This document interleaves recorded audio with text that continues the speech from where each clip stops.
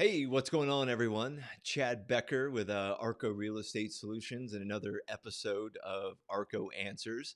Hopefully, what you're seeing on your side, assuming this is going out as it should, is a bit of new technology. Hopefully the video is a little bit better. Hopefully the sound quality is a little bit better, even though I've had the microphone in the past.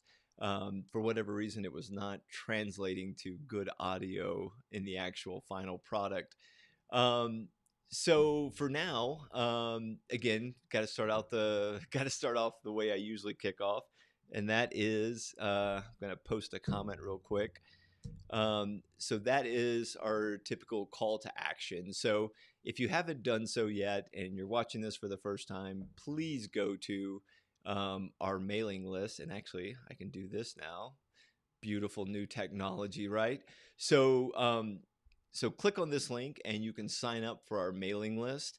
And what this is going to get you is not bombarded with spam emails from me or, oh, this is how great I am. Look at the product or the project I just recently worked on. No, that's not how I do things.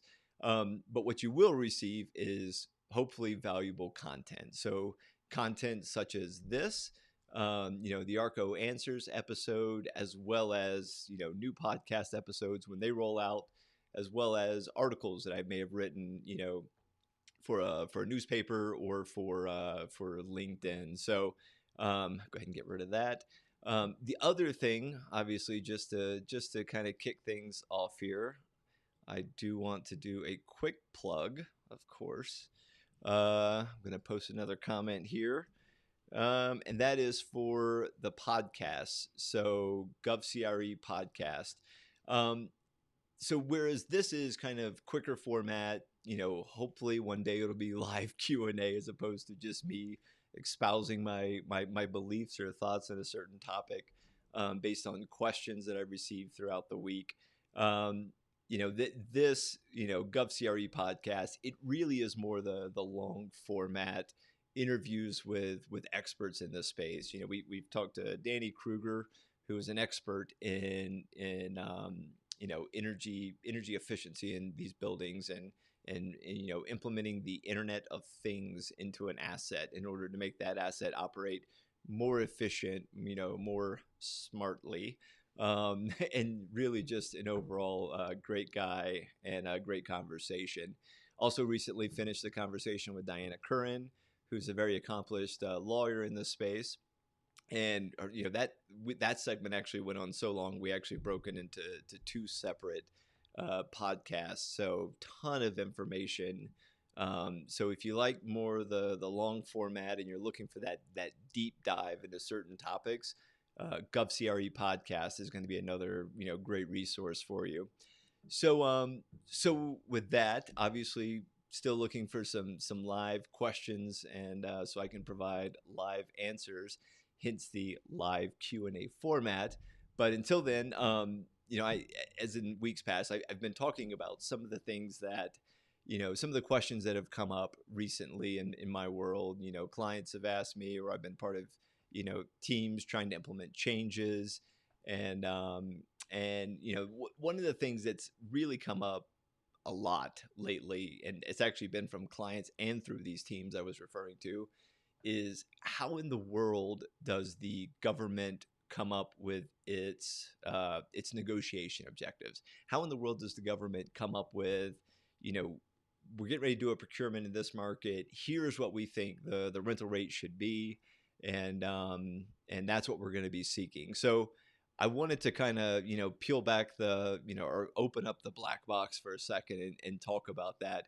So for some of you who are more familiar with this space, you'll know a couple of these methods, or at least one of these methods, but the other one may be a little more mysterious. So the first one I want to talk about is actually it's the Bullseye metric.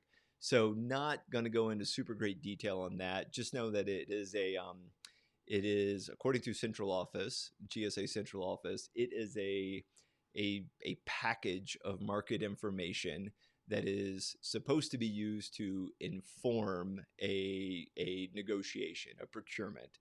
What rental rate should the government expect? So there's some conversation going on around Bullseye. I don't want to get into it at this point. The conversation is ongoing. But the key takeaway is, for those of you who are not familiar with this product, but have been, exposed to it before, would be the fact that it's basically, again, a centralized produced product. It pulls information from REISE, from I think what used to be called CBRE Economic Advisors. I don't know if it still has that same data source, has that same name anymore, but I'm sure the underlying principles are the same. And also it pulls information from CoStar. So, it doesn't undergo, at least at the initial onset stage, it doesn't undergo a lot of tweaking in order to make it necessarily applicable to a government procurement. It is purely a pull of information that is related to just purely market information. And that's what we're talking about, just pure market information. And not only that, it's year one market information.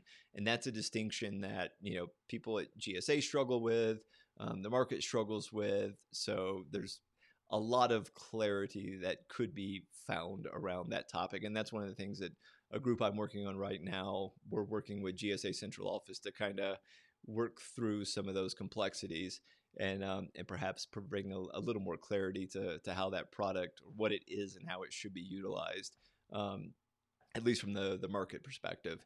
So the other thing is, and this is something that is maybe less clear, and I'll be honest with you, that's probably by design. It's the negotiation objective. So this Bullseye product I just referenced is how the government goes about informing its negotiation objectives in major markets, specifically in REISE major markets, and that's REIS, REISE major markets. Negotiation objectives are used literally everywhere else. And the approach to developing those negotiation objectives it really is as disparate as the personalities and the capabilities of the people who are producing that data, or at least coming up with those negotiation objectives. So for those, I would say the predominant source is CoStar. So while CoStar is not a perfect data source in and of itself, it does provide some good information, and it's kind of what the government leans on pretty heavily as its primary data source. The problems that arise is when that information is taken at face value. So if you've been a commercial real estate broker for a number of years, you've been a building owner for a number of years, you've probably been one of the people who has put less than accurate information into CoStar. When the CoStar person rings you up and says, "Hey, what are your offer rates for this building?" So that's issue number one. Is it's not always the most accurate information that goes into CoStar. Issue number two is, you may see a lot of things in there like, you'll see triple net rates, or you'll see modified gross. You may even see full service. But what does full service mean in that market? What does it mean for that particular building owner? A lot of that information is considered proprietary. So you won't get the proper information, just by doing the online research. And, I feel myself, I want to explain to the market what are some of the methods that GSA utilizes to go about developing its negotiation objectives. But almost this is, it feels like it's becoming a lecture on how to do proper market research. So I apologize for that. If this is something that's already, pretty ingrained in you, but one of the disconnects even within the government is that data is rarely manipulated in order to adhere to what would be a GSA lease. So what am I talking about? So a simple example, one that I've actually come across several times is, if you're looking at SSA space, just because they're a good, easy, generic example, looking for SSA space and a bank down the street that is now vacant, is identified as a comparable. So fine, it's a big open box. Seems reasonable. It's fairly nice as space. Seems like a reasonable comp. Well, the problem is, in the past, and I would say in the present, a GSA employee or a broker working for GSA may look at that and say, well, this space is being offered for, let's say, the benefit of the doubt, $18 fully serviced. So we expect, the rate should come in somewhere around $18 fully serviced. Well, that's not really an accurate way of looking at it. So number one, what does that bank typically come with? Well, it comes with, multiple drive up bays for the drive up service. There's an ATM, there's bollards protecting, the infrastructure for the ATMs and the pneumatic tubes. All of that has to be demoed. And according to the GSA lease, all that demo must occur at the cost of the offeror. So that is to be built into the shell rate. So that is in typically banks, they're not swimming in windows. So GSA, they may have a front, the front may be heavily windowed and perhaps a portion of the sides. But GSA requires that every exterior bay have windows. So that would be perhaps a shell improvement that would also be required. I mean, I could go on and on. It may not have code applicable or code compliant shell restrooms because perhaps that bank doesn't provide a lot of restrooms for the public. So I mean, there's a number of shell requirements that are in the GSA lease that are not immediately applicable or immediately found in a building such as a former bank. So those adjustments have to be made in order to take that seemingly good comp and turn it into a GSA comp. And that's one of the things that doesn't always happen. I worked in a region where a lot of the market research came from an appraiser. You might be thinking to yourself, well, that's the perfect place for market research to come from. And the guy we dealt with was absolutely fantastic. He was a fantastic appraiser. The problem is no one ever taught him the differences between a market lease and a GSA lease. And that's an issue because, when he would provide this market data that, we heavily relied on, it didn't go through that manipulation of, okay, here's good market data we have. Now, how do we turn it into GSA specific market data? And that's an issue. That's something that doesn't necessarily happen naturally within the government, nor does GSA or other lease acquiring agencies, nor do they see this as an issue. But I can tell you, having been on both sides of the table now, it absolutely is an issue, and it's something that needs to be addressed. It's something that needs to be talked about. I really hope someone from GSA, or at least multiple people from GSA, end up watching this at some point in the future. Just to say, like, I mean, there really is. There's market research is one of the most complicated pieces of I don't want to say it's one of the most complicated pieces of a real estate procurement, but it's a very critical piece of a real estate, especially a lease procurement. And it's made even more complicated by the fact that you can't just take market data in a GSA procurement and say, all right, well, here's the rates we should be looking for. No, a lot of other adjustments have to go into that.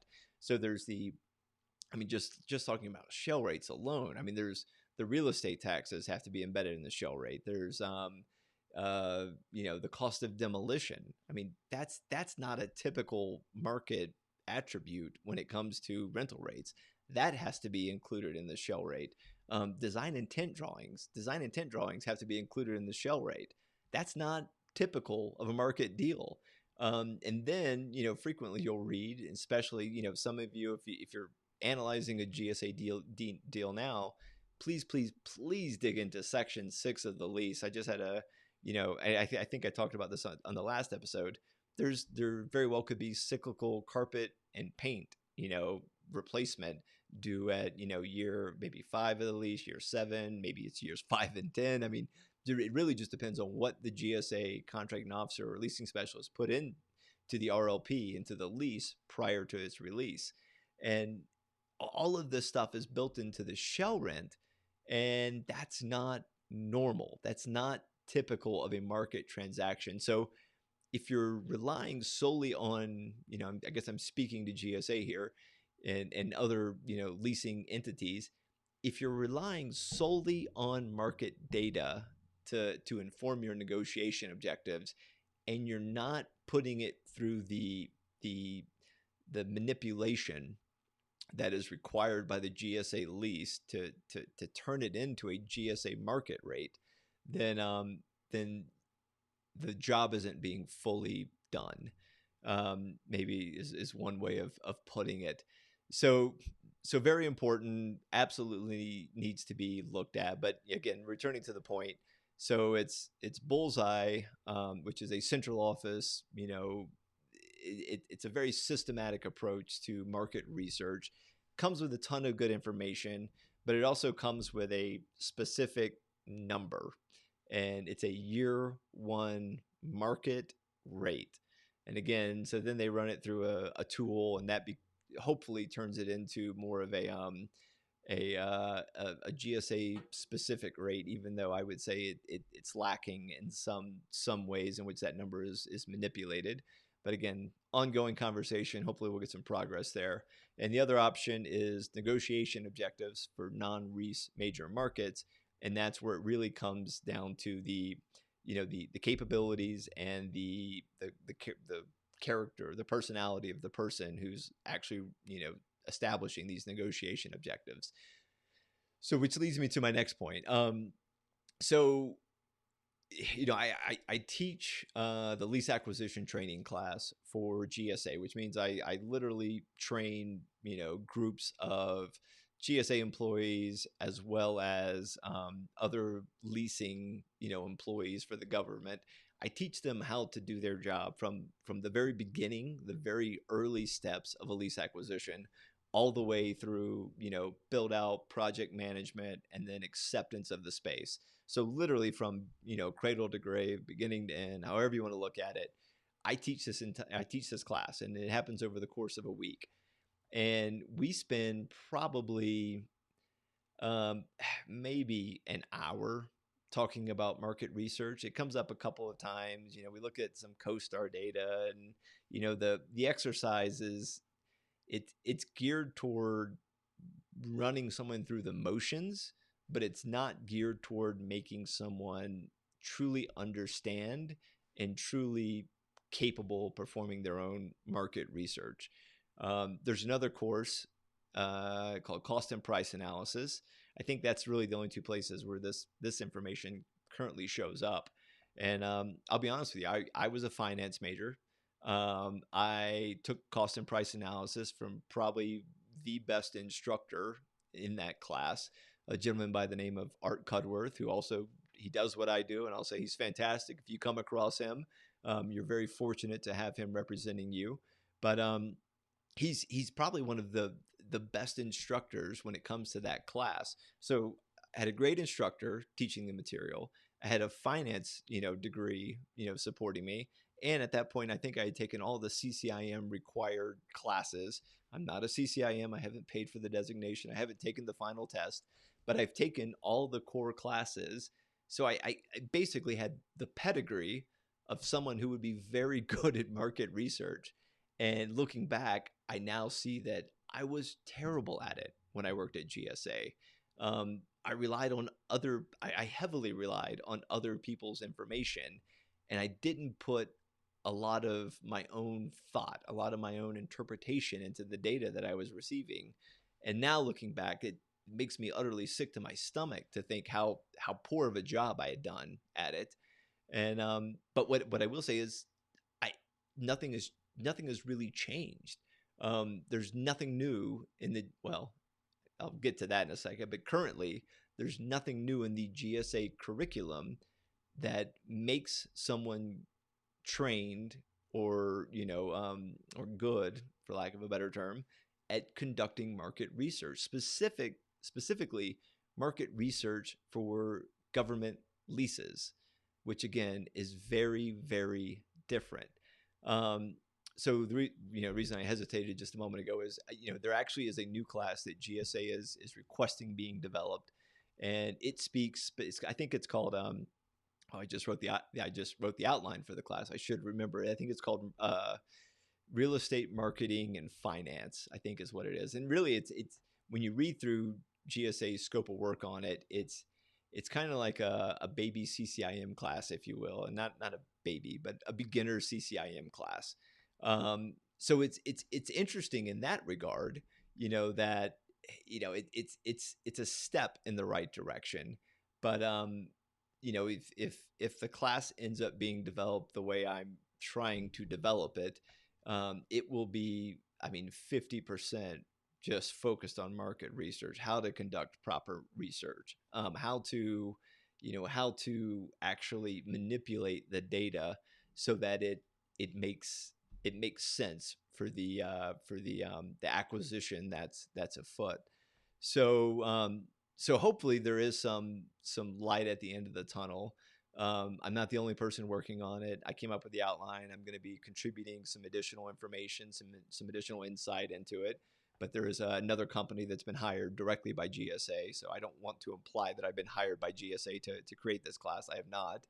I've been retained by another company to assist with the process. So there is perhaps again light at the end of the tunnel. Perhaps this is something that it's going to start getting a little more import as we start talking about how GSA is developing its employees, its leasing specialists, its lease contracting officers, and really truly educating them on what it takes to be a commercial real estate expert.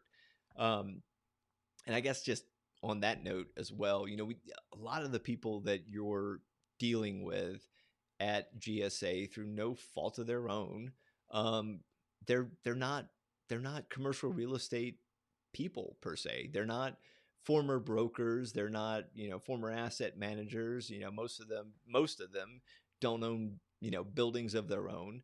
Some of them come from legal backgrounds. Some of them come from the Peace Corps.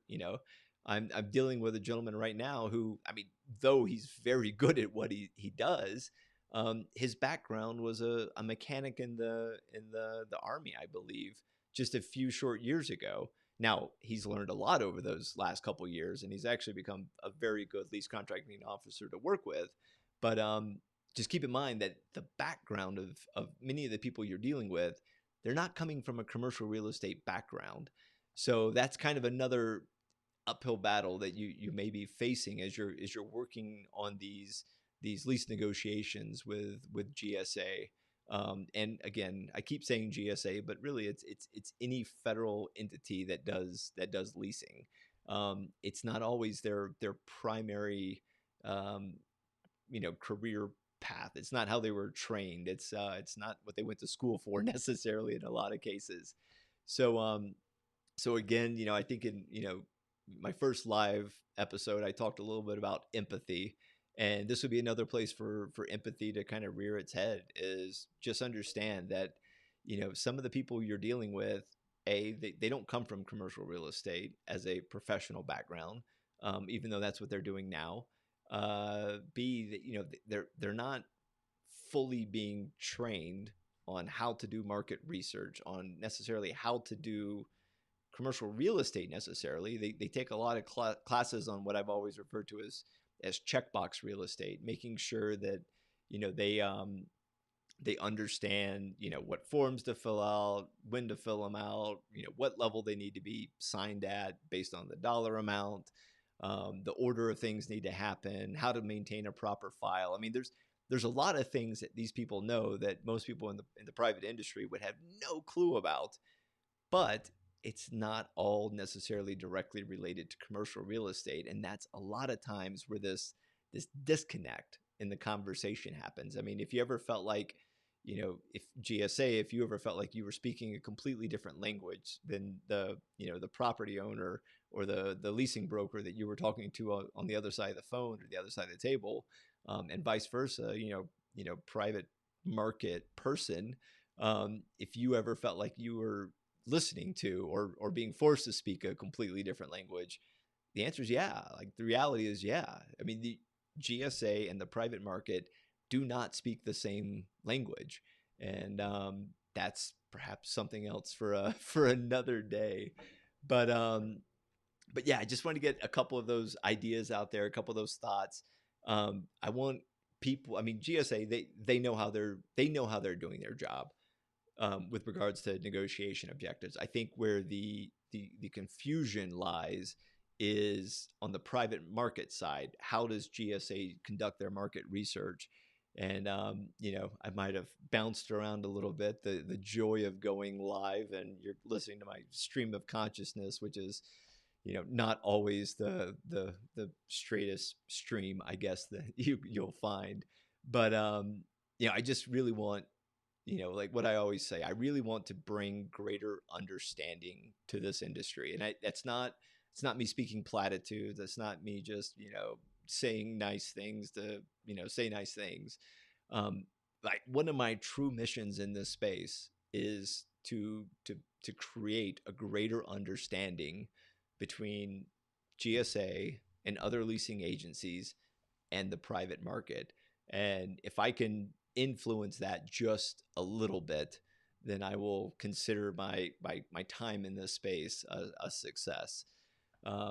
So again, didn't get any questions come in. I would love for this, in the future to be a live Q&A instead of me just answering questions that I've had to answer for other clients in the past.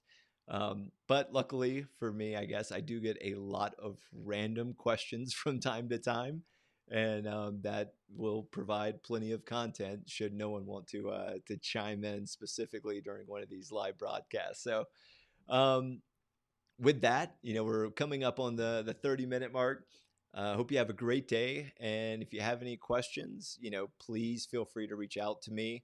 You can, follow me on LinkedIn. That's probably the quickest way to get the latest releases of this content. Again, keep govcrepodcast.com on your radar for for the longer format conversations. And yeah, definitely, I'm going to do it again. I don't remember what direction it is. Wherever the comment bar is in what you're seeing, yeah, go sign up for the email list. And, if you just want to hear from me once a month, then that's the best way of doing it, because you'll get an email, a monthly recap from me that just says, hey, here's all the videos, here's the podcast, here's the articles. Read what you want, ignore what you don't care about, and we can stay in touch that way. So I guess with that, I hope you have a wonderful day. Again, with new technology comes new complexity. So hopefully this has gone out as cleanly as I was hoping it would. And yeah, with that, I hope you have a great day, and we'll talk soon. See you next Wednesday. Bye-bye.